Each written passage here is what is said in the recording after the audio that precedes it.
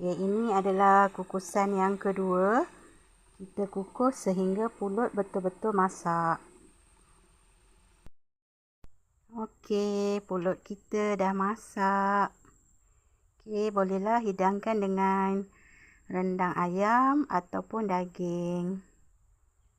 Siap pulut kukus. Okey, ni pulut kita yang dah kita kukus kali kedua tadi. Dah masak ya. Ini pulut yang dah masak tadi. Saya nak padat-padatkan dia untuk saya bungkuskan jadi ketupat.